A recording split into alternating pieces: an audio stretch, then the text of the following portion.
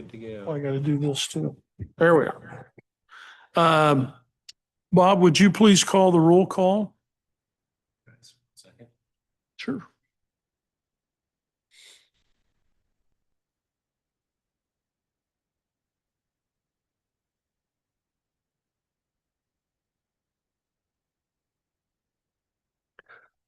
Good morning, directors. Please indicate your attendance when I call your name. Director Wilson. Present. Director Gardner. Present. Director Hahn. We have a quorum, Mr. Chair. Okay, thank you, Bob. First, we have the committee agenda items, and that would be item 2025-14. And that is to recommend that this committee review and receive the Rehire Eligibility Review Report. And Amy Summers will provide the information on this item. Amy? Okay, so I'll be presenting the Rehire Eligibility Checks Review, completed as a part of our 2025 Governance and Audit Work Plan. The review assessed, thank you. The review assessed the policies, procedures, and controls governing how IndyGo determines whether former employees are eligible for rehire. Our objective was to evaluate whether the rehire eligibility process is clearly defined, consistently applied, and supported by adequate system controls. We also reviewed that HR and recruiters can access and have that access on ADP and whether current practices align with intended procedures. So the review resulted in an overall rating of medium when we identified 3 medium rated observations, all related to process clarity, system controls, and consistency of a review. So the 3 primary observations identified were lack of formal SOP for rehire eligibility, system default and unclear rehire eligibility question, and an inconsistent secondary review of termination paperwork.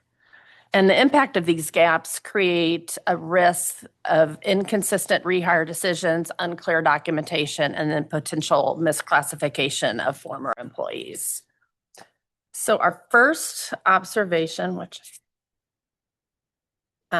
is regarding, it's a medium rating, and it's the absence of formal standard operating procedures. So the key issues identified were no documented SOP for determining rehire eligibility. Managers also lack the clarity on criteria and expectations. And then a draft policy exists, but it's pending legal and executive approval. So our recommendations were to finalize and approve that written policy draft, and then communicate and distribute to all managers and HR personnel. And the management action plan that was provided to us was legal has drafted that policy defining the 3 classification or statuses, which is eligible, ineligible, and conditional rehire eligibility. And then part of their management action plan was that it requires the review of the chief people officer, executive team, and president and CEO. So the policy will be disseminated once approved, and then that due date has May 1st, 2026 deadline on that. So without a documented process, managers lack the clarity when determining rehire eligibility, and so that policy will be drafted and will help with that, setting those expectations. So. Okay. The next observation. Sorry. Just to be clear, the policy that's being drafted will encapsulate all of those findings. It will address each of those. Yes. Okay. Yeah. It exists out there, and you can speak to this, but they're following it to an extent. It's just not been formalized and distributed. So I'm going to speak to that. Morning. Good morning, Britt Griffin, Chief People Officer. To address it a little bit more in detail is the agency. I don't think your mic's working. I don't think it is working. Can you hear me now? There you go. Okay. Good morning, Britt Griffin, Chief People Officer. To go into a little bit more detail, there was no policy. So with the help of working with our legal team, Bob and his team, we decided that we needed to develop a policy. So this will help address the issues in which you spoke about and also provide direction to all of our team and also leaders going forward. So really it's a matter of, in absence of no policy, then there's been no process. So people just kind of done pretty much what they thought was the best thing to do. Just given the impacts to service, I would like for maybe a little bit of a deep dive in the service committee on this policy, just so that Okay, yeah, we're clear in understanding what it is that we've put into place. sounds good. Thank you. I have a question as well. Now, are we talking about all employees of IndyGo or just executive staff? What's all covered? You want to cover that? It's all employees of IndyGo. So in the system, there is a box as they're terminated, whether involuntary or voluntary. It's marked in the system as eligible for rehire. And so those in the next observation kind of is talking about how that process within the policy is going to work too. So if it automatically defaults to a no, if the manager or whoever's terminating the employee in the system does not check the box as rehireable. So at that point, that's going to be addressed also in there, and there's going to be specific direction given to management who are performing the terminations in the system, and there will be a secondary review as well by the Department of People. That's correct. So those are, all discussed in the next two kind of observations within this review. So anyone who exits IndyGo, it's up to the manager to follow the process that Amy just laid out and to Okay, identify what their rehire or eligibility status is. okay. Yeah. And how does the union figure into all this? Well, it applies to all employees. And it's, when we talk about responsible parties, you're talking about legal, yourself, executive team. Mhm. Involved in terminating that employee, whether union or Or non-union, that's non-represented. correct. You just have a role, I mean, is there a grievance process or something? Right, yeah, there is a grievance process we would follow. That comes before the end of the termination. So we Oh, always follow the grievance. So this is all process. post Correct. terminate, okay, got it. Correct. Check. How they're Documenting the process, yes. marked in the system to know if they're rehireable or not. Mr. Chair, if I could, Yeah. the ATU has expressed some, desire to be involved in this rehire process, but it's been my advice that we should not cede management authority like that to the union. The Okay. union should not be responsible for hiring people, in my legal opinion. So, No. Okay, I was just wondering who all was going to be in the process, so. Okay, thank you. So moving on to slide 4. The second observation was regarding also medium rating, and it relates to the system design. Basically, ADP defaults to a no in the system, which can incorrectly classify employees as ineligible for rehire. While the system cannot be modified, HR is updating guidance materials and creating supplemental tools to ensure managers or recruiters apply statuses correctly. So again, we noted a case where within the same department and the same terminating manager, and they were both voluntary and they're both eligible for rehire. One got selected as rehireable and the other one did not. So it automatically defaulted. They had a perfectly great, standing here at IndyGo and would be welcome back at any time. However, because it defaults automatically to it, they were marked as not eligible for rehire. So that it's just a misclassification. And so trying to put a policy in place and making sure the system directs them and kind of forces them to select that. And then in that also, if it's selected no, almost a prompt that says you need to submit justification as to why they're not eligible for rehire. So it kind of forces that, so a paper trail too, to go back, and if somebody reapplies and they're marked as no incorrectly, well, then the system as it stands now is defaults to no. So if it defaults to no, but they're eligible for rehire, the system should kind of force the manager who's terminating them in the system to provide justification as to why they would not be. Britt, does ADP have, can they red flag that question so that if that you can't get out of the termination system screen or whatever until you address that question? Sure, Rick Griffin, Chief People Officer. So what we've decided to do, Rick, you're right on target. We've determined that the ADP system does not allow us to go in and do reconfiguration of it. So what we've done is we've entered into an agreement with them, a part of a project called the ADP Optimization Project, that will allow us to go into the system and to make configuration changes, such as the one we just talked about today. So we can't do that now, but at some point in the future, we'll be able to. ADP will allow you to make configuration, but they do charge you a cost for that. So we have entered into an agreement with them. It's being paid for out of a allowance from benefits from working with Anthem. They gave us some allowance to allow us to be able to pay for that, so it's not coming out of our budget. That will allow us to be able to go back into the ADP system and to configure it.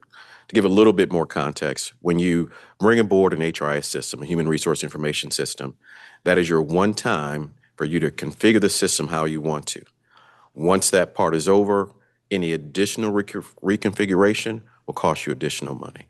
And ADP is a system that will cost you additional money for any reconfigurations you want to make. So when we reached out to them to make those changes, they said, we can do it for you, but it's going to cost you some money. So we then entered into an agreement with them and said, we've got numerous changes we'd like to make. So we've kicked off that project, and we were entered into an 18-month agreement with them called an ADP Optimization Project. And this is one of the many items that is on the list for us to correct within the ADP system. Okay, all right, great, thanks. Okay, so that takes care of that one. As you can see, as Britt answered, there was no explicit yes/no selection. So that optimization project will hopefully put some parameters around that and force them to include documentation and information as to why it would be selected as no. So, and that's, we have a due date of March 31st, 2026. But that's kind of to put in place, correct, the kind of what we're going to do as a temporary fix until those changes are made in the system.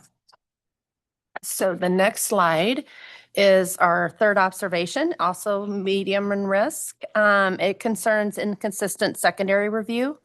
Some terminations defaulted to a no simply because the manager was just unaware of the requirement. Management has already implemented corrective actions, including mandatory documentation and HR review before any termination will be finalized. So the key issues as a part of this particular observation is the Department of People reports they're performing those secondary checks now. But evidence at the time of our review showed it was inconsistent. Some of the numbers as we were reviewing they kind of slid through.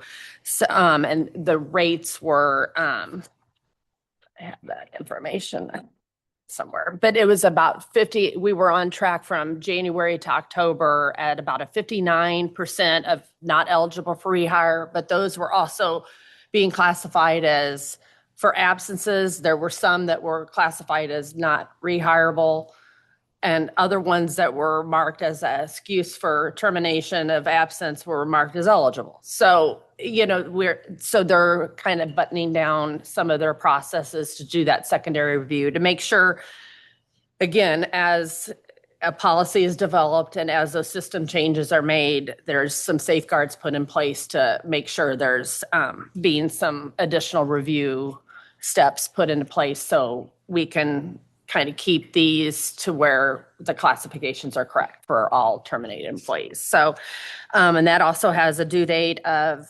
March 31st, 2026. So, are there any questions on any of these? I got one for Bob. Bob, so in the scenario that they discussed, there's two people that are equally qualified. One gets check marked yes, the other one defaults to no. Is there any legal liability if that person were to find out that he or she was inappropriately marked in the system? I don't believe so. Okay. Because you know, the decision really had nothing to do with a protected class, right?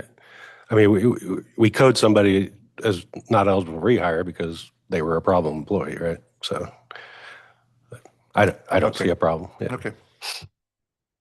And those ones that we noted during our review, those have since been changed. So, and I think there's going to be a review kind of to go back and just make sure those are all adequately put in the system from, I think, yeah.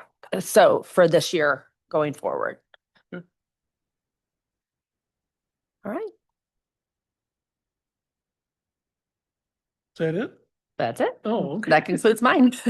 Are there any more questions or comments on the rehire eligibility review report? Okay. Well, then we'll go to, you're up again, item 2025-15, and that's a discussion of the drug and alcohol testing review report. Amy? Okay, you got to listen to me again. I'm actually pleased to announce these results because we did perform a review of the drug and alcohol testing program.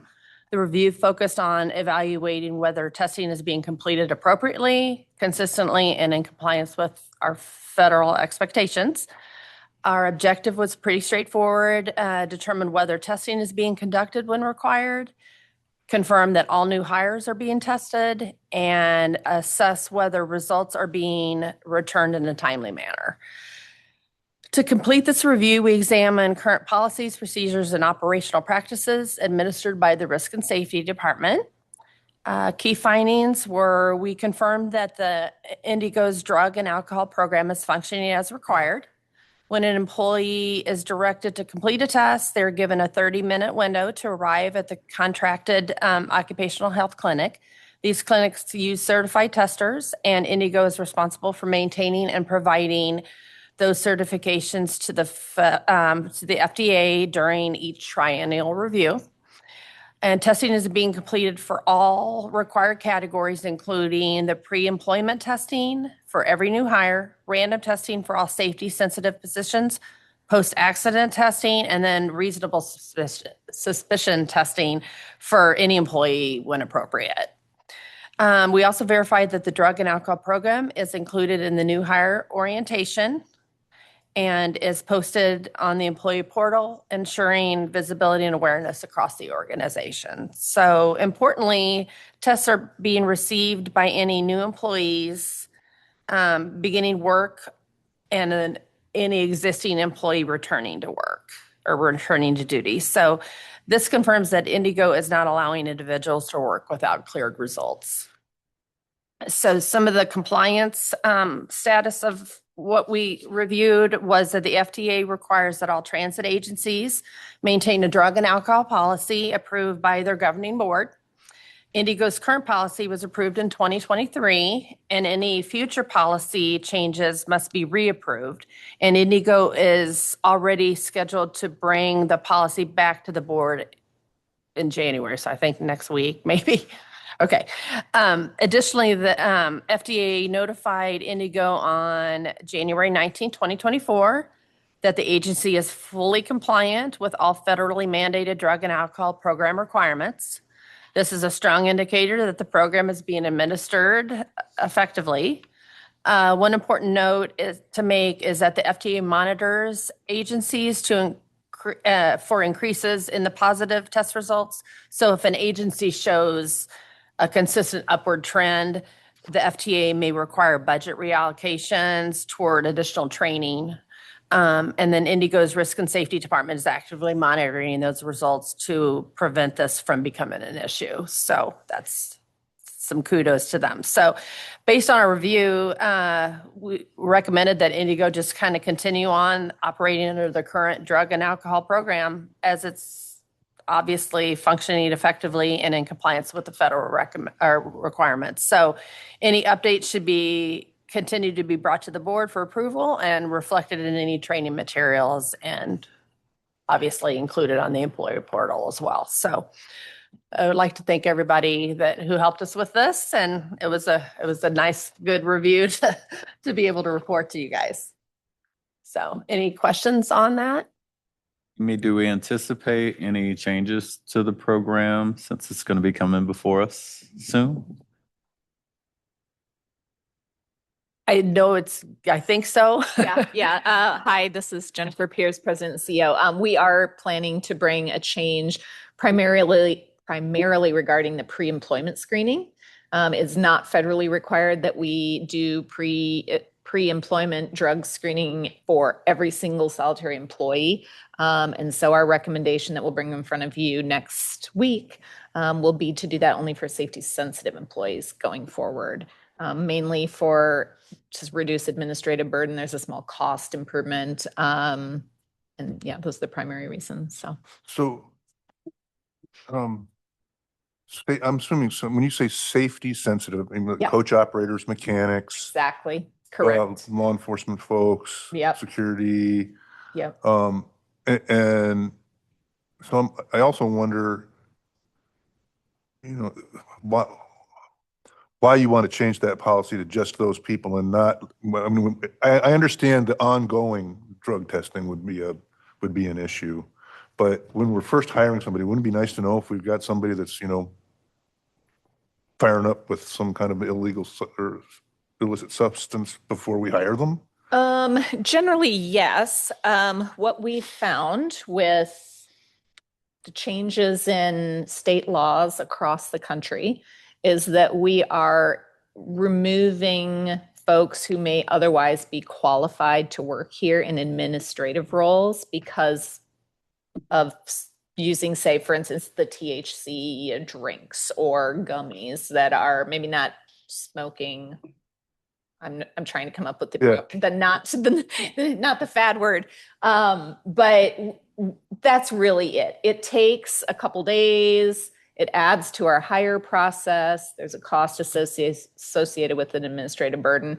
And we're worried that we're losing people who are like, yeah, that's what we do in our house. And, if they're, say, working on graphic design or something where it's not impactful to their work, we felt like it would be reasonable to not take them out of consideration for the role. So we can talk about it in more detail next week, certainly. And the reason we bring it to you is we want your input. Every employee still is subject to reasonable suspicion. So we would be able to monitor a problem that way, both administratively and safety sensitive folks. So it's really just that pre-employment. Okay. I was going to say that administrative employees would still be subject to reasonable suspicion testing and post-accident testing. So if they're operating, if an administrative employee uses a company car, go to a meeting and they're in a wreck, they will be tested. Can I add one thing to that?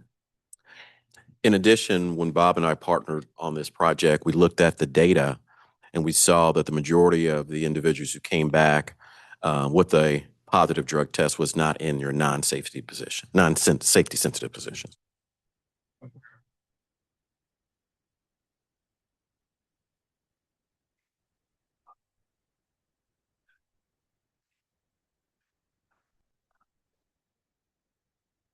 Oh, okay. All right. I got it. Thank you. Thanks, brother. Any other questions, comments? Okay. Next item is 2025-16. And that is to recommend this committee review and receive the Security of Facilities Review Report, and Brian Atkinson will speak to that. Good afternoon, Mr. Chairman, board members, and IndyGo staff. Brian Atkinson, Director of Governance and Audit here at IndyGo. This is a little lengthy report, so we'll get started on that. The purpose of this was during our 2025 approved work plan was to include a security of all facilities review. So our scope of this work was to look at keys and level of access, door malfunctions, access to core keys, and exterior property access. So our overall review highlights included, we looked at all facilities where IndyGo staff members are located. So that included our administration of facilities, maintenance facility at 1501 West Washington Street, our South Harding Street employee parking lot, this IndyGo East Campus, which included Building A and B with the training center, our IndyGo Customer Care Center at West Michigan Street, and the IndyGo Carson Transit Center on East Washington Street. So we determined that the overall rating of this report would be risk level high, and we came up with 2 observations that were a high risk, 2 observations that were a medium risk, and 1 that we did not have to rate. So if we could go to the next slide, observation 1. Now, how I'm going to do this is, if you notice, we changed our report format this year so that it just is a streamline. You don't have to go back and forth, left to right. But because of the number of findings in this one, I'm going to give you the finding, our recommendation, and then the management response on each one as we go. That way we're not having to go backtrack, okay? So the first one is the security and accessibility at IndyGo Administration and Maintenance Facility at 1501 West Washington Street. So the facilities team helped me, and we took a tour of the facility, and we checked all exterior doors and gates. And so these are some of the findings that we came up with, or actually all of the findings that we came up with. There's a great gray exit door, which is like an individual for a person, not a vehicle to go through, that's located in the back of our facility at 1501 near the paint shop. And that we determined that that exterior door had no cylinder lock in it. So the door could not be locked at all, so you just had to push it open from the exterior.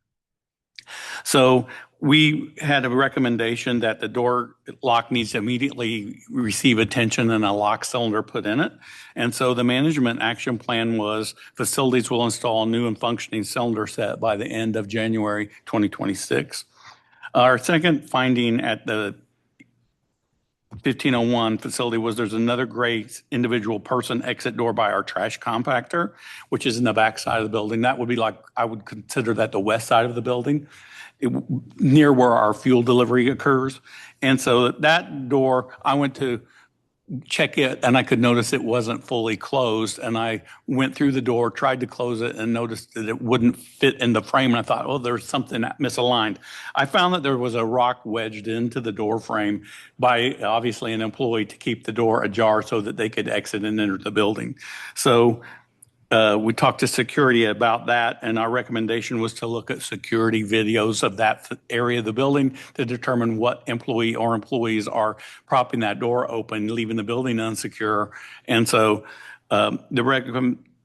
based upon that recommendation, the security department and the facilities department has agreed that signage will be placed on our door that states that propping the door open is prohibited and is a security breach. And then that if it continues, they will pull security video and review who is doing the propping the door open, making the entrance unsecure, and then relate that to the proper channels for employee discipline. The third observation on this location was the west fence. So there's a fence on the west side of our property between us and the lumber yard next door. And it just so happens to be across from the 2 doors that were not secure, and the fence is broken down. So apparently at some point a tree fell, took down the fence. The tree's long been cleaned up, but the fence is still broken down. And what makes it would be a little difficult maybe to top the fence, but on the lumber yard side of the property, of the fence, there's a park bench sitting there. So all somebody from our neighboring property would have to do is step up on the park bench, step over our broken fence, and then access our building through those 2 unsecured doors. So our recommendation was to look into getting the fence repaired timely. And so the Facilities and Risk and Safety Department have filed a claim for damage to IndyGo property, and facilities will work with the appropriate departments to repair the fence and secure the perimeter of our property there. Our fourth finding at the West Washington Street facility was the front employee parking lot. Where employees park, there's an exit arm that goes up and down as employees enter or leave the parking lot.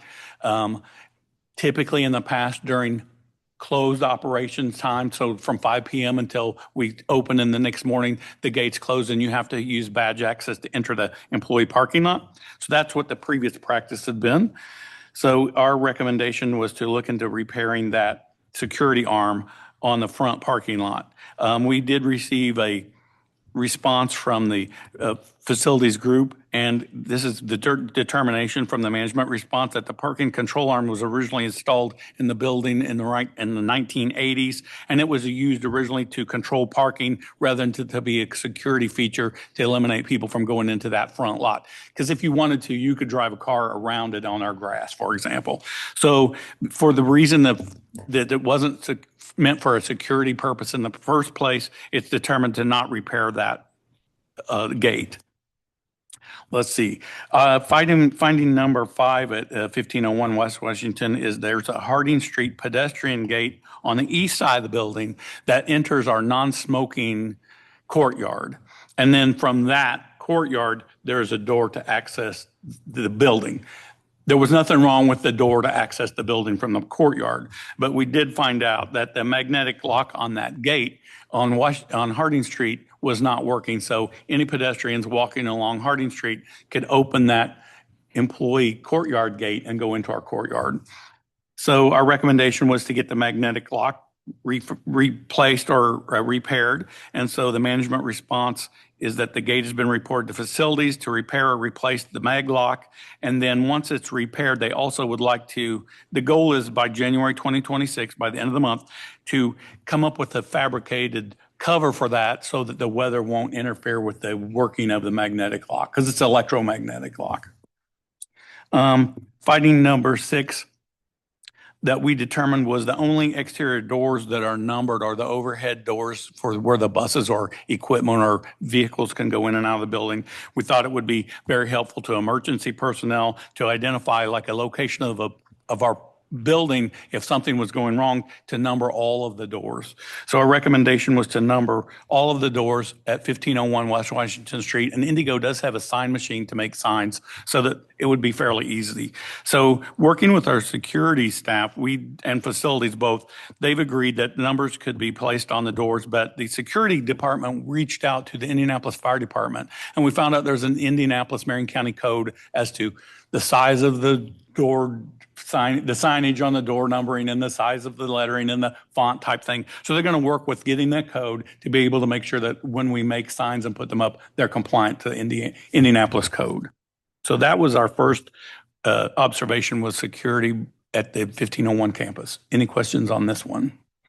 Hey, Brian, can we at least accelerate getting that gray door lock fixed? So I noted that before the end of the month, since we just publicized. I will it. definitely reach out to facilities and suggest that that's being done.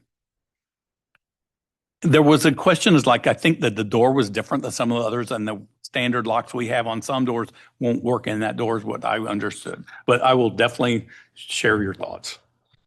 Okay. Brian, let me- Yes. Just as maybe a thought and share with our facilities folks. Would it make sense, or would there be a security concern if we just had things, all the locks manufactured by the same, don't have to have the same key, but they're all the same? I think that was their goal with this particular door. The others all seem to match. Am I right? Yes. They're nodding their heads. Correct. That's correct. Okay. This door was different. It's specific to this particular. That particular door Door. did not have a core. Okay. Yes.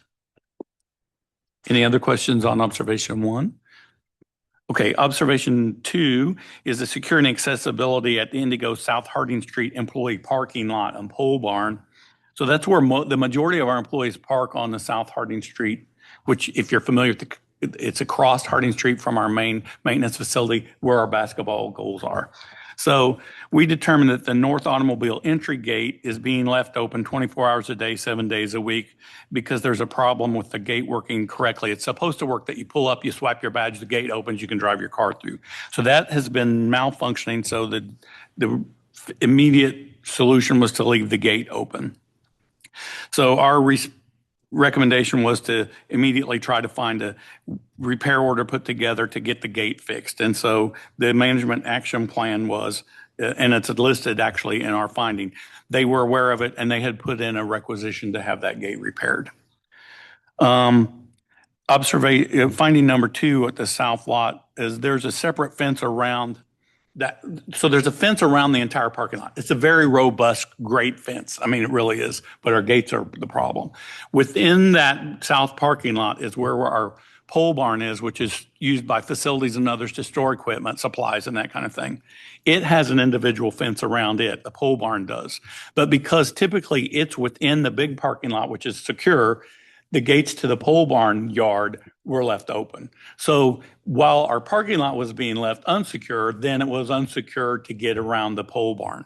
So our recommendation was to lock down the gates around the pole barn until our full parking lot could be secured. And so the facilities department has looked into that. They've got locks on both of those gates, and that has been resolved. Finding number 3 at the south parking lot is there's an employee walk-through gate. So once you park your car, you can come out of an employee walk-through gate, cross Harding Street to go into the maintenance side of our 1501 facility.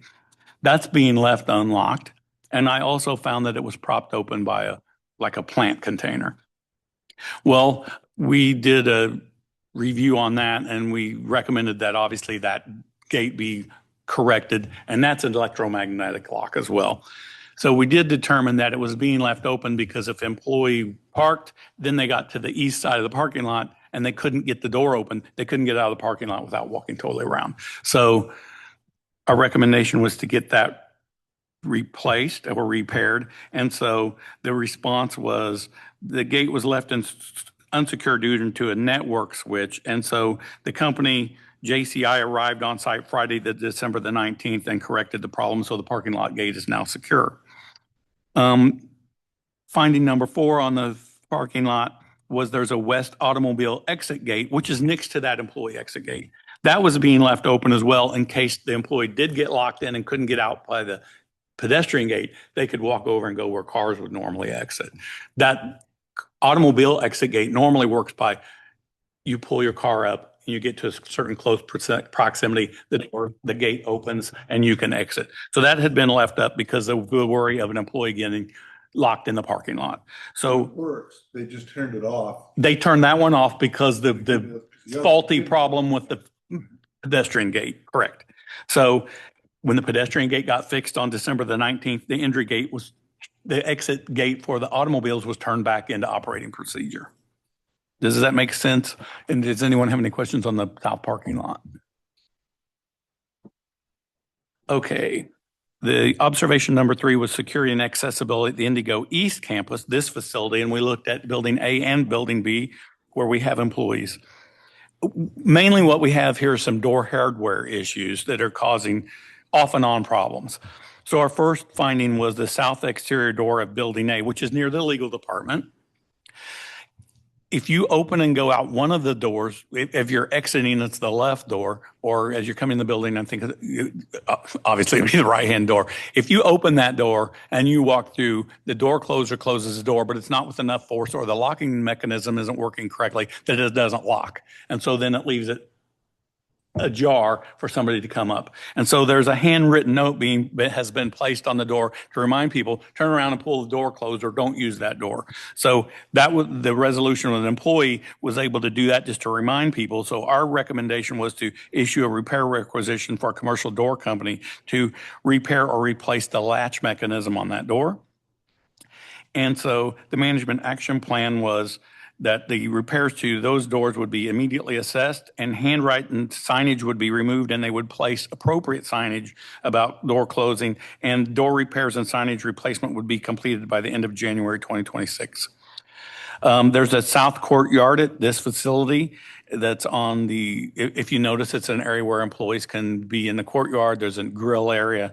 And we determined that 2 of the 3 great gates that enter that courtyard from the parking area are unlocked and 1 is kept locked.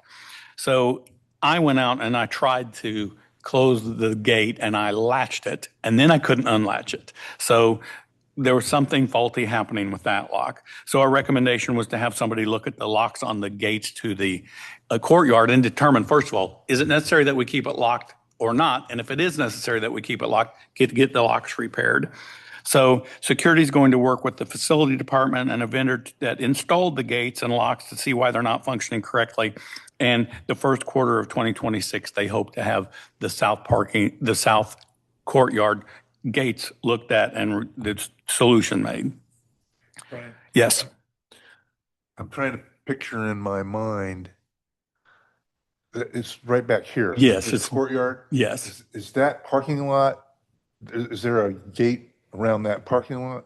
Or No. is that, it's They're- wide open? Yeah, it's an open parking lot, but the gates are between the parking lot and the And the courtyard. courtyard, And then there are door entry gates from the courtyard into the building. And the door from the courtyard to the building does work properly. Okay.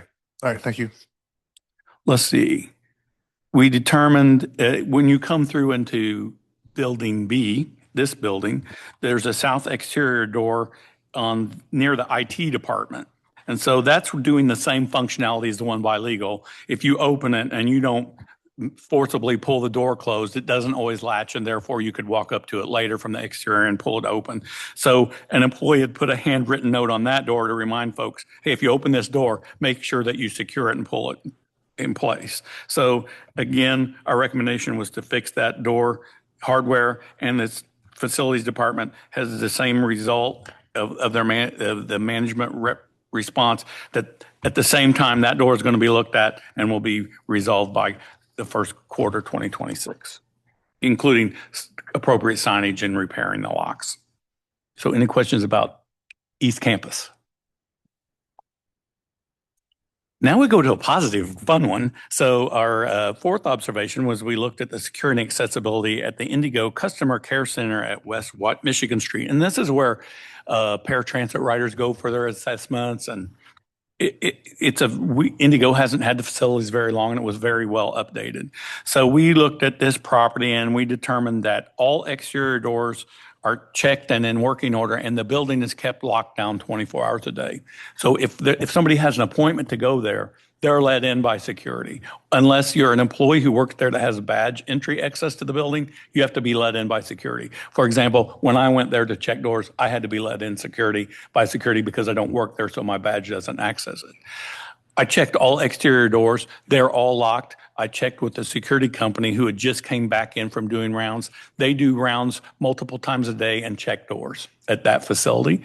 I also talked to our contracted maintenance staff that works on the paratransit buses, and the overhead doors are kept down unless they're pulling in or out. That includes, they told me they're forbidden to leave doors open, even if it's nice weather. If they're only open the overhead doors if they're moving a vehicle in or out. So we have no recommendation for the West Michigan Street complex. It's very secure. Observation 5 was security and accessibility of the IndyGo Carson Transit Center, the CTC. We only found one finding, and it was during open business hours that both sets of auto sliding doors on the south entrance, so that's the south side of the building where that exits into where the bus bays are, those doors were stuck open and not working. So security can manually close them when they lock down the building at night, so they can close those and lock them. But during open hours of operation, those doors were all standing open. And it just happened to be a very cold day, so we were reheating the parking area for buses. But so that's our recommendation, was to get those doors and the door closers fixed correctly as soon as possible. And our management action plans told me that those doors were repaired on December 19th, the same day as the others. So do you have any questions on building security or facility security? May I add one more thing? This is Jennifer Pierce, President and CEO. This is an unfortunate list of security things that need to be addressed. This is a point in time, though, and I think one of the things that we missed in our recommendations is what we do moving forward so these things don't happen. I just wanted to make sure that you all understood our director of security and our COO are working on putting into place an SOP where the team will be responsible as they're going through their daily activities of marking down on a daily action report when they find these. So there is a process going into place for actually checking these every single day. Not everyone every day, right? But making sure that we're touching them so that we don't end up having to have this laundry list of problems again. So I want to make sure you all knew that because I don't think it was recorded there. You're just reading my head. I was wondering about, literally, I was going to ask the question about just how are we planning to kind of standardize our practices across all facilities. So. Yeah. And Tony, is there anything you want to add to that? I know you've already started. Can you come to the mic? Thank you. I know you've already started putting it into place. So thank you.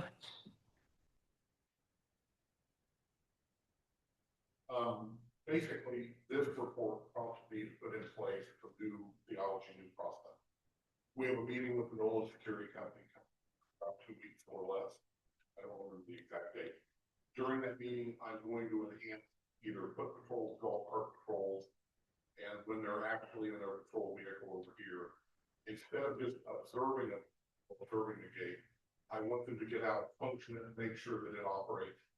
If it's down, I have to document the gate is still down until we have the opportunity to repair it. I do want to then take like the tree that went down last year, we're aware of that. I knew about the day it happened, but the repetitive kind of response from the guards to point it down just prompts us more and more to get it taken care of. Okay, thank you. Any other questions on the security of facilities? Thank you. Okay, thank you very much. See, next we have 2025-17, and that's to recommend that this committee review and receive the annual risk refresh and heat map report. Brian? Yeah, so this will be a little bit lengthy one. So this is the annual review of the process to develop what reviews and audits we're going to do for the upcoming year. A little bit of background, the governance and audit function was formalized at IndyGo in 2019. And so we are focused across the board, cross-functionality solution and process for improvement of our risk. And so the types of risks that we look at are operational, financial, compliance, and strategic, along with reputational. And so during the process of developing what our risk universe will be for the new year and what audits and reviews we'll do, we interviewed a number of management employees with IndyGo, directors, management staff, executive team. We reached out to the board of directors members and met with those folks and asked them, like, what are their heartburns or what processes or policies do they feel we need to look at, or maybe if there's an area that's not going exactly like we think it should be going, what we should maybe review. And so based upon that, we also considered things that are relative to technology, capital projects, legal, HR benefits, all across the board. No one's off the hook of maybe being looked at. So we interviewed a total of 43 people, and it took us a couple of weeks to get that all done. And I thank all of the IndyGo staff members that participated because, and we took out a number of hours out of their time, but they were very forthcoming and provided us a list of items. And we ensured them that it would be a safe space to talk.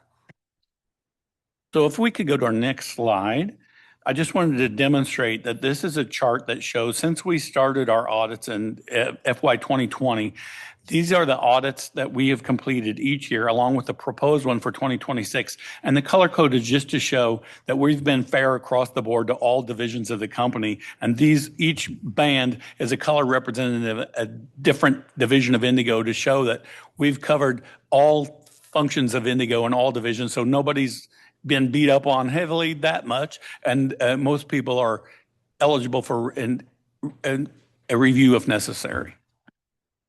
Okay, if we could move forward. One more. This is our annual heat map that we provide. And so to the top far right, these are the items that are brought up to us most often, or we have the most concern with, or it's a higher risk item. So we based upon those upon the number of times people bring up some same subject, the number of times that maybe it's a higher risk than something else, and we try to strategically place them the most risk or the most vulnerable to the top right. Those ellipses that are in white are the reviews that we are scheduling and with your approval to do in 2026.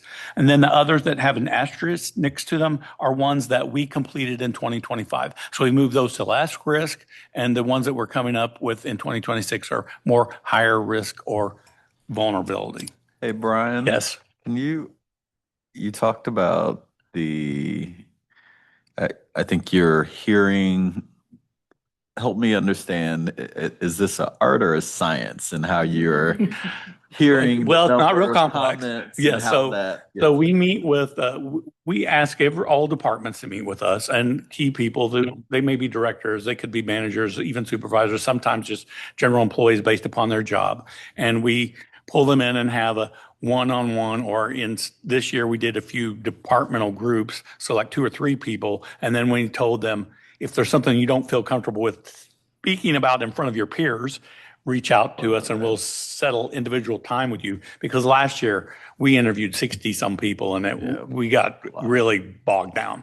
So I'm happy to report that everybody was very accepting to that, and no one felt like they couldn't talk in front of their peers. But the largest group was like 3 people. Yeah. So we meet with each of those groups and we compile a spreadsheet list of like what they felt was a heartburn or what they felt should be looked at. We put a tag on it, which department that it came from and which department it would involve. And we know who provided that information, but we don't publish that because it's a safe space. Then we ran a pivot table on this list, and it was like, I don't remember the exact number, like 128 items. We run a pivot table to determine how many times the same subject got brought up. Oh, and we put a buzzword on it. So you may state your concern differently than Rick does, but it's the same topic. So we put a buzzword that we could sort by. So based upon the sorting capability out of the pivot table, we picked the top 11 or 12 that got brought up the most often and determined to do a review on those. Does that help? Yes, I'm one of those people that like to read the crosstabs thing. So I'm fascinated by it all, but thank you. So people were very open and they're very accommodating, and I don't think they feel threatened when we talk to them. So we came up with, Brian, yes, go ahead. So, when you sent me that list, Yes. and I was looking through it, and I'm thinking, oh my God, okay. I understand how you're getting from point A to point B, but I guess, so in my mind, things like the fiscal cliff ought to be, if I'm looking at the chart, it ought to be way up here on the top in the red, right? And it by here, it's sort of halfway between the yellow and the green. I'm just wondering, is that because there's a lack of understanding? Most likely, because it wasn't brought up often, but sometimes it was incorporated with something else. Like, for example, one of our things that we're going to talk about is invoice processing and understanding of approval of invoices as how they pertain to a contract that was put into place, and the understanding. I'm going to call procurement and throw them under the bus, as the old saying goes, but they brought this to me and they're like, we do have an issue with, like, maybe as a contract manager, I have the responsibility of approving the invoices that come in regarding this service, but maybe I don't understand the full scope of the service. So I may be approving a cost that's not really part of the service, and that would be relative to fiscal cliff type item. All right, so then, so you're in, I guess, if it would be fair to say that you're incorporating a lens of the fiscal cliff into all of these things With that you're most of doing, them, with yes. most of the things you're doing? Yes. Okay, all right. And again, Jennifer Pierce, President and CEO.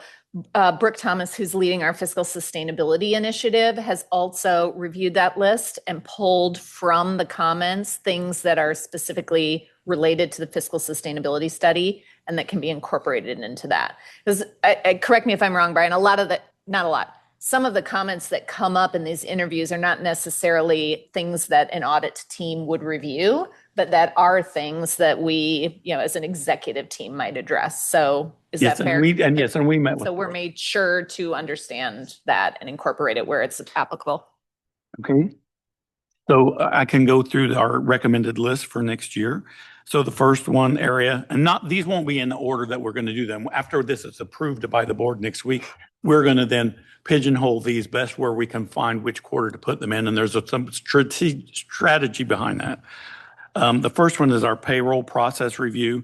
So we haven't done one of those since we started the governance and audit division.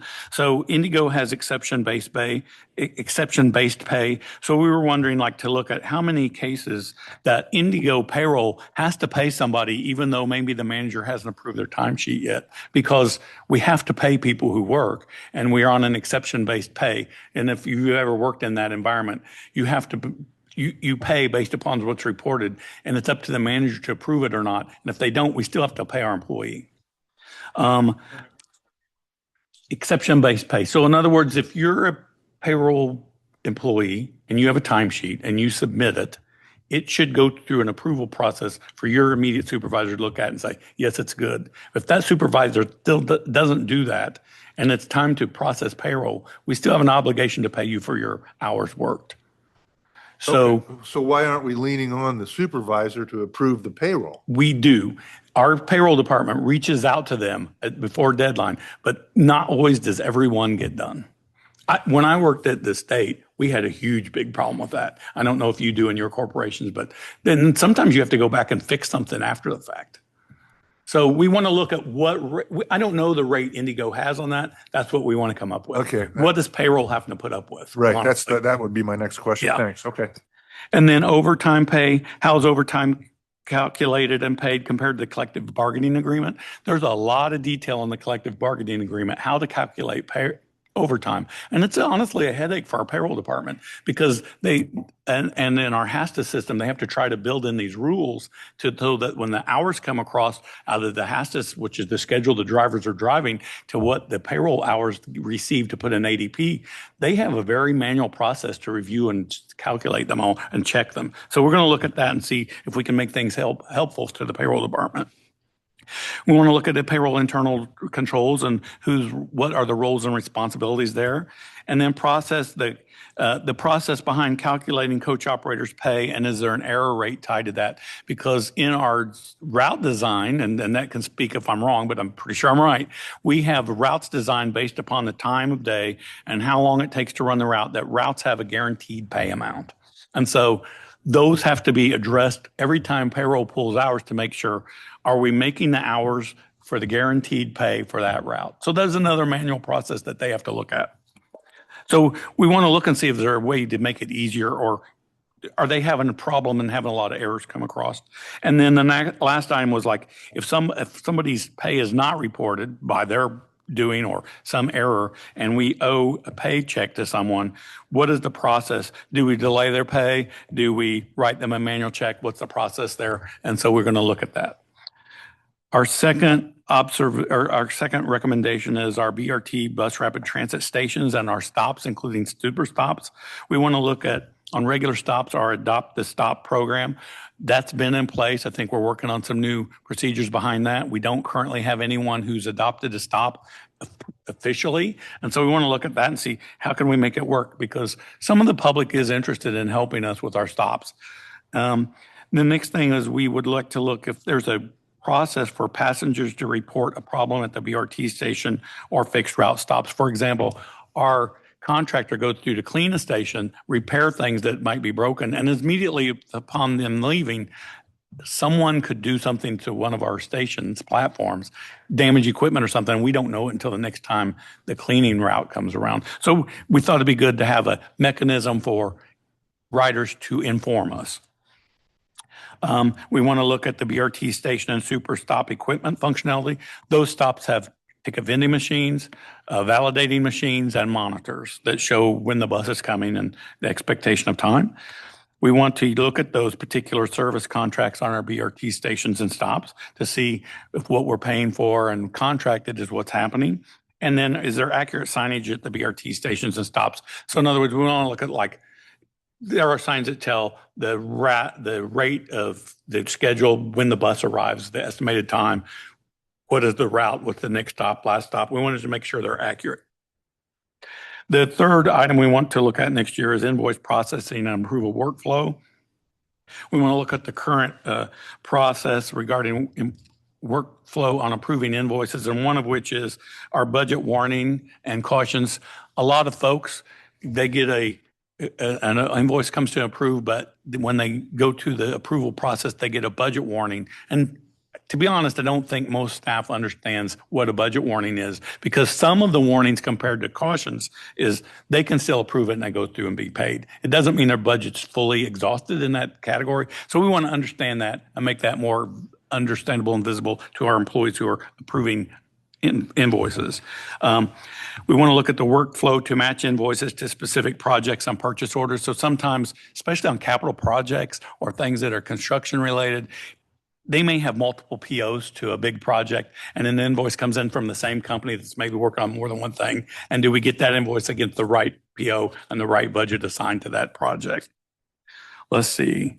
Project and grants workflow invoice approval. So we know that our grants division of budget, there's a process in place that they assign project numbers when we have a grant paying for a project. And so invoices route through them so that they get to look at it and make sure the right POs attached, the right grants paying the portion of the bill it's supposed to. And so that's in place. We want to look at that and see if we can expand on that a little bit larger, because we have found that sometimes there's confusion on the next one, that an invoice approver may not have the project knowledge of the project that's occurring to fully understand what they're approving. For example, if you're in a large department, sorry to beat up on capital planning, but they oversee a lot of construction stuff, right? So there's no way that the director or executive, the VP of that group would know every line by line detail of a project. They have staff assigned to those projects and managers assigned to those. So if an invoice comes in and I'm the department head, I'm responsible for approving an invoice to make sure it falls within my department budget. But I might not know the detail that this invoice is paying correctly, parking lot striping compared to what color paint's being used, and are we paying for the right thing? So we want to look and see if there's a way to help the project managers verify that the invoices include what they expect before it goes to their department. Sort of like the grants process, we want to look at to see if there's a way to put a stop for project managers. Now, let's see. That was a concern that was brought up. Duplicate payment prevention. We know that our system, and Cesar's here, he can speak to it, but I know from my past work, the system's developed that if we have the same vendor and the same invoice coming through, same number, it'll flag and not duplicate pay. But do we have any happen because the invoice number comes within twice from a vendor, something like that? So we want to look, what are they having to deal with to separate duplicate payments? So, and then just an overall invoice training. Sorry, I know this is a lot of stuff, but it's for our full year next year. The next one is a procurement review. We met with a lot of folks on this, including the procurement department. There's employees are always familiar or understand fully the process. If they're wanting to purchase something, whether they use a micro purchase, a large purchase, does it require an RFP? So maybe some better understanding by staff, because a lot of times they'll start out a particular way because they believe that's how it goes. And then the procurement department has to say, wait, that's not the right process. And they have to back up and start over. So we want to try to help with that. We also have had concern raised to us about receiving on services for PO.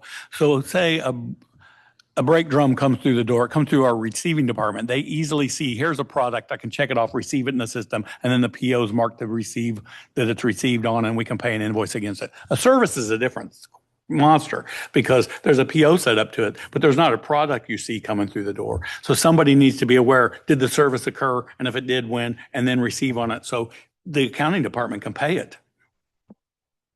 Well, let's see, I want to try to move through these a little bit. What the time frame surrounding the whole procurement process. Do department managers understand the parameters of their contracts? So that was a big concern, and I mentioned that earlier. Make sure they're not approving something that we're not supposed to be paying for because the vendor's responsible for it based upon their contract. The next item, number 5, is our Fair Chance program. This was brought up by a few folks. What's the process for submission into the Fair Chance program? What is the review process of those submissions? We know that there's now a Fair Chance committee. How are the members selected? How often do they meet? And do they look at all submissions? What is the current policy on the Fair Chance program, which we understand there's a new policy being issued. And so the purpose of this is we want to look at this, but we're going to hold this review till year end to determine the new policies put in place, the new committees put in place. Is it working, and is it working differently than it did previously? Number 6 is our paratransit process issuing taxi vouchers. So there's a concern we've had an increased cost on taxi vouchers, and our finance department brought this up to us, and along with others. So we're wondering, what are the parameters that allows our paratransit vendor, and when can they issue a taxi voucher? Has it increased with the current vendor compared to previous vendor managing our paratransit, and what would be the reason? And we're curious to want to look at, like, what are the costs of the taxi voucher issuance compared to what we've budgeted? So our budget department's curious about this as well. And we're wondering, is there a direct correlation by us, the on-time performance being reported to us by our paratransit contractor compared to the number of taxi vouchers they're issuing? In other words, if I push more people to taxis, it makes my on-time performance look better, right? So is that happening? I'm not saying it is, but it's something to look at. Sorry, one thing I want you to look at, and I don't know that Annette's addressing this, but you know, we charge one rate if you're inside the ADA zone and Right. another rate if you're outside the ADA zone, but nobody's asking these people where they want to go, where they're going. So they call up, say, I need a taxi voucher. They get a taxi voucher, but we don't know where the taxi's picking them up and where the taxi's taking them to. And it's They based, could be outside the ADA zone, but paying for inside the ADA zone. that's probably possible based upon their residence, right? It's their residence has to be within 3/4 miles. Is that right? Of a fixed route for paratransit availability on the lower rate. Right. So we'll compare taxi voucher usage compared to that. What zone are they living? Yeah. Yeah, that's a good idea. Thanks. The next one is our Carson Transit Center CTC Security and Facility Review. So we were wondering, are the supervisors that are assigned there used in ways that align with their procedures, and are security-related incidents captured correctly and along the contracted requirements of our security companies to monitor? And are they informing us of the risk management issues tied to security breaches or incidences that happen at the CTC? Is the CTC building being maintained according to our service contracts? In other words, you have a cleaning contract, are they doing their job? And are the interior and exterior being maintained by our people or our contractor? So what's the separation of duties, and make sure we don't have overlap? Then we're not paying a contractor to do what we're already doing. And then to evaluate the space usage at the CTC, and is it used for its intended purposes, or what would the feasibility of using different spaces for future needs of IndyGo? Number 8 for next year is our fit for duty review. So there's a fit for duty requirement on many jobs that are tied to the collective bargaining agreement. And so that would mean if you're hired for in a particular job, you should be able to do certain functionality to be able to qualify for that job. Or if you come back from a workman's comp claim injury, are you able to do that functionality before you put into that position to go back to work? And so our question is, are those requirements listed in the job description that says we have a fit for duty requirement? And secondly, we contract a occupational safety clinic to help us with doing the fit for duty testing. And are they doing what we're requesting them to do? We believe right now the current one is not doing a lot of fit for duty testing. Is it already built in the contract that we're supposed to pay them, or is it an additional cost if we ask them to do that? And so they need provided the list of like fit for duty requirements based upon job description when we send somebody there. We're winding down. So the next one, number 9, is hiring and onboarding review. We want to look at the timeframes to hire and onboard. What's the concurrence process at IndyGo. Are we more detailed than the FTA requires, which might bog down the hiring process? We don't know. We need to look at those. We definitely can get the concurrence regulations from the FTA and compare them to what we're doing. Are there policies and procedural documents outlining the hiring and onboarding process? What are the pre-screening reviews of the applicants? We know that we've changed some of those, like there's no point of sending somebody and paying for a drug test if they can't pass a background check to start with, for example. So I know that they've reversed some of the orders on that to try to save us money and to ward off problems before they occur. What's our advertising process for openings and recruitment? And is IndyGo using job fairs and university placement services? So that came out of one department, not out of our Department of People's group, but out of another department in operations, wondering, hey, maybe this is a good idea. Are we utilizing this to be able to increase our staff in those areas that we're short? Number 10 is a review, kind of an overall transportation review. We've had these items brought up. Are operators cutting their routes short to maintain on-time performance? What about our revenue vehicles, our buses, our paratransit fleet, as well as our non-revenue vehicles? Are our employees who are driving those vehicles adhering to speed limits within the city?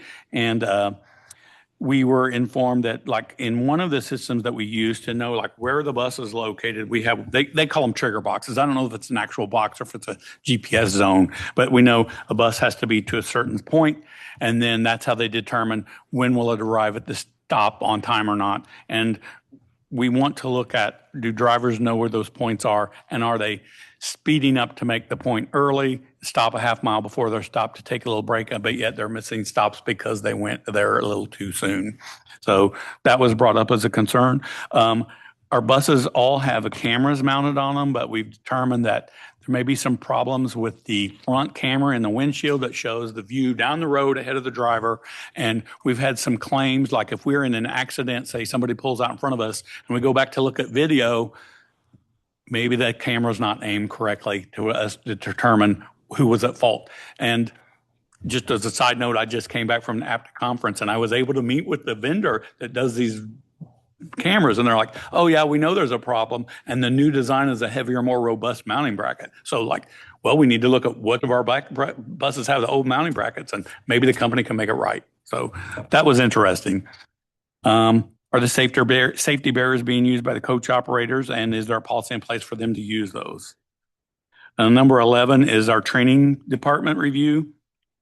So we're wanting to look at graduation timing. So we know that based upon when classes are eligible to then go to work and be put on the road, maybe the graduation for them is not right away, it's later, because we do a couple classes at a time on graduation. It was told to us that there's a concern bringing people back in after they've been turned loose to work to graduate on filling scheduling gaps. Maybe true, maybe not, but that's something we can look at. There was also brought up on filling the scheduling gaps and pool of drivers daily is if we pull coach operators to go be mentors, they're not available to drive routes then. So is it causing us a problem with coverage on routes? What is the termination rate compared to the graduation rate of our applicants? And is there a retest or a retraining process so somebody can try again? I don't know the answer to that. We're going to find out. And is there a curriculum difference between those people who come to us with already having a CDL compared to those that don't? Then our last regular review will be our Public Transportation Agency Safety Plan. The Risk and Safety Department specifically asked us to do this because the FTA looks at that and audits them, but they don't do it very often. So they just want to make sure they're on top of things and we're doing things correctly. So from the FTA requirements, we looked at the agency safety plan, ASP, is it reviewed and approved? Has IndyGo established a process and timeline for conducting the annual ASP? Does IndyGo's ASP address all relevant requirements of the Public Transportation Agency Safety Plan, PTASP, as they call it? Does IndyGo's ASP reflect the organization and transit system as it operates today? So it might have been approved and last audited by, say, the FTA 3 or 4 years ago. Maybe we've changed business practices. So has it been updated to manage and review what our business practices currently are regarding our safety plan? Let's see. Are the activities and processes described in the ASP suitable and managed? able to be managed? And do we complete our certification every year by December 31? That's a requirement by the FDA. Are we doing it correctly and on time? I think we are, but we're going to verify and be able to say, yeah, we've done it. And then the last thing is start over next year for our annual risk plan. Can we go to the next slide, please? So we have potential reviews. These are a couple of things that came up, but they didn't make the most high risk for us to look at. If we have time, communications to look at the policy regarding the use of group text, social media, what are the company-wide notifications for our employees when we need to push a subject out, and email account management. The next one is bus fleet purchases. I know in the past, our fleet department has had some heartburn because of supply chain issues for them to be able to order buses and get them delivered timely, limited vendor and manufacturer options. And then what things can we buy on a state QPA or quality purchase agreement that will allow us to get things more timely. And then the last one is security and safety drills.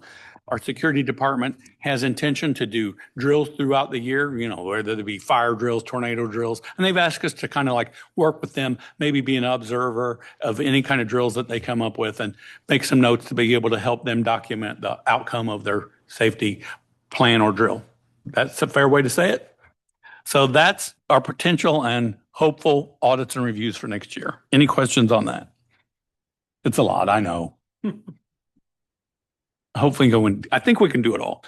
Okay, so I'm pretty positive of it. So the next slide is just starting a list of, since we started in 2020, then the individual audits that we've done and a listing of those just for information by year, what we've completed.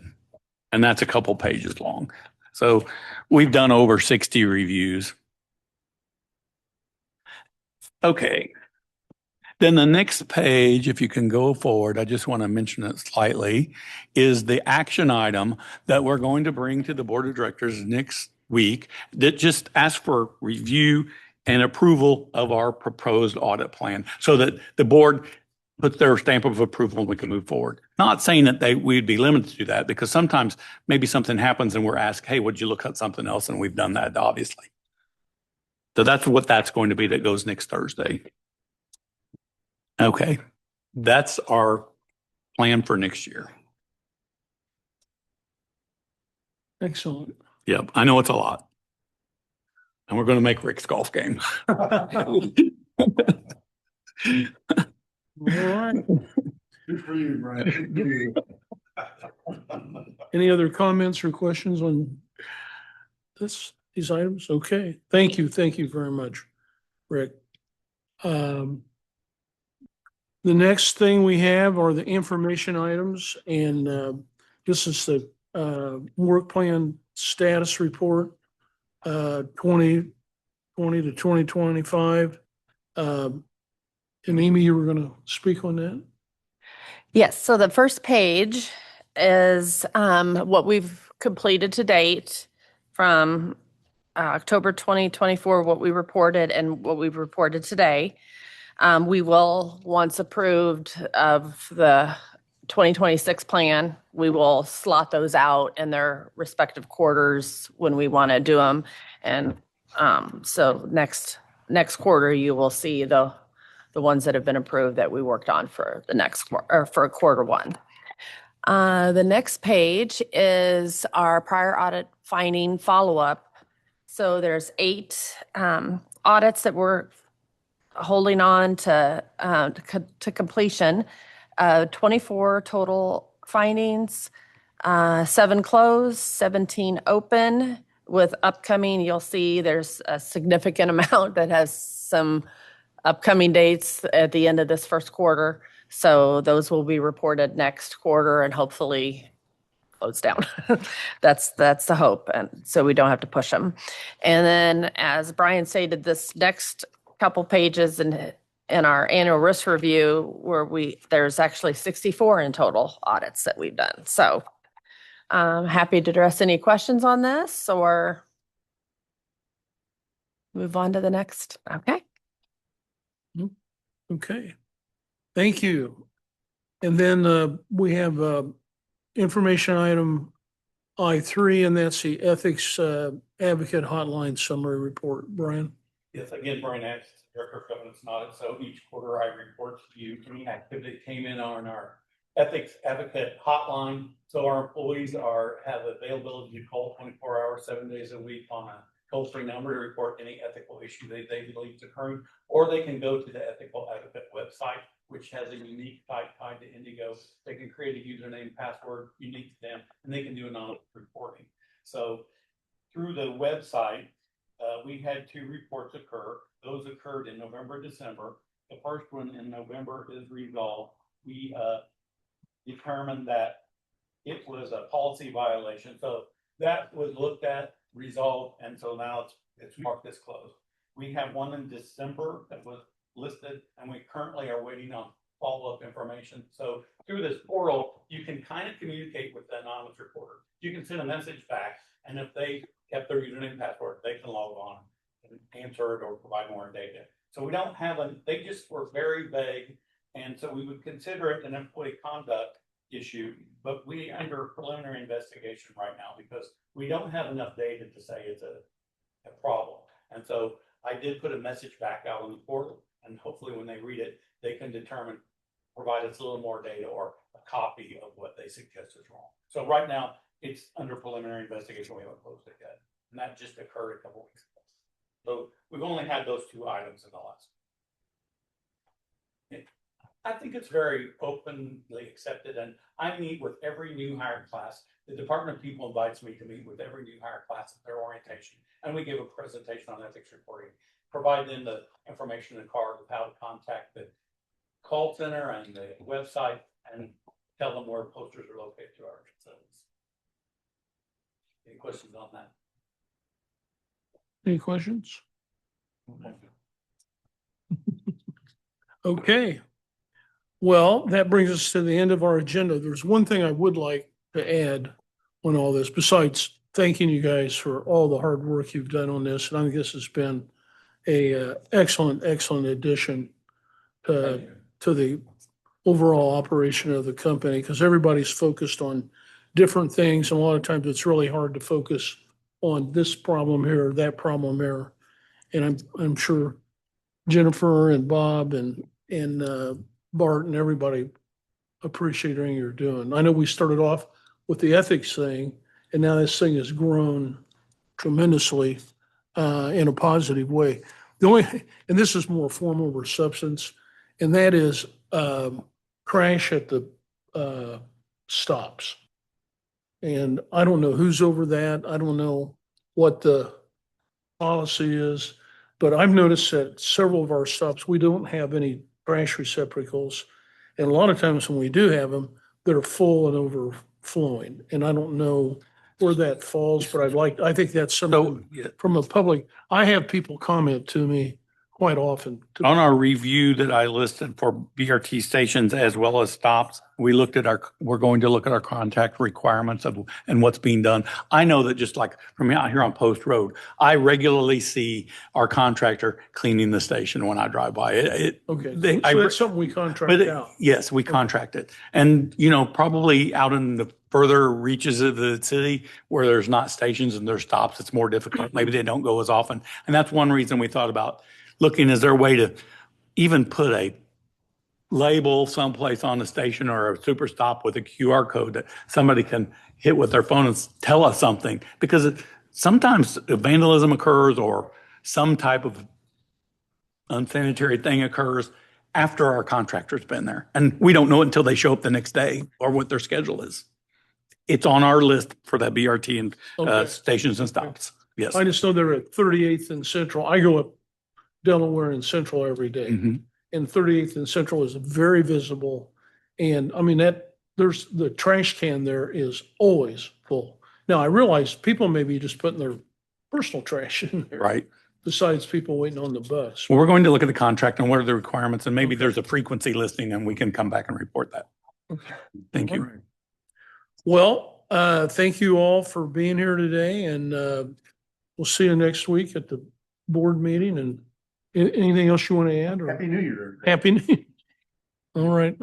Go Hoosiers. You better add that. So There you Go go. Hoosiers. Okay, thank you very much. We're adjourned. Carrie Black, can I talk to you for just a minute?